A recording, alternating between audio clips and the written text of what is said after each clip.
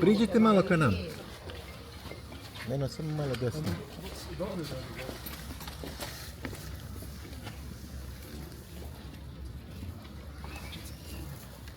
Ja želim da vam se zahvalim svima što ste danas došli da me podržite.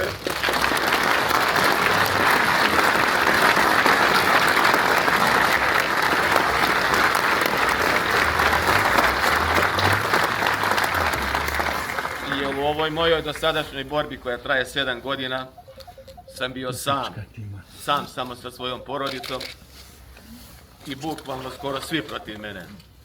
Celo mesto, sve kolege, cela fabrika. Preživljavali smo Golgotu, ali Bog nas je sačuvao.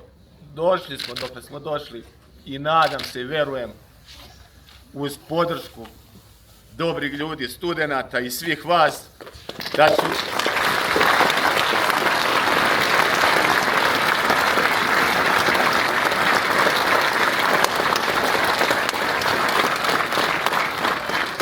ću uspjeti ovu moju borbu da izguram do kraja, da ću ono što sam se zaklo mom mrtvom sinu, da ga neću prodati, da ću, kad ga nisam uspio da sačuvam i da ga spasim, da ću se boriti do smrti, dok budem ovo da hodam i borit ću se.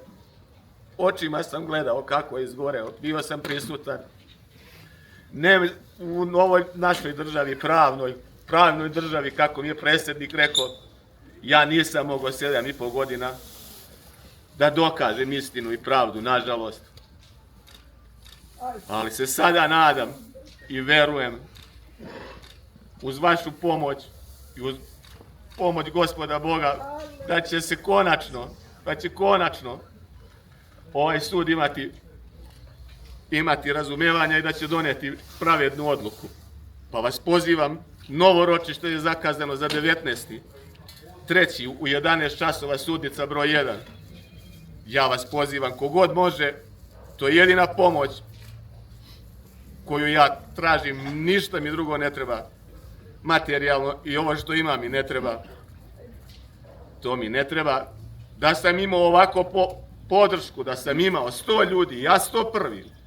Ja bi davno ovu moju borbu završio i ovo bi bilo sam protiv svih sam bio, dobro sam došao i dovde, dobro smo ja i moje porodice i ostali, zdravi, živi, čitavi, zdravi nismo, ali dobro smo ostali pri čistoj svesti. Još jednom da vam se zahvalim, da vas pozdravim sve vas ljubim.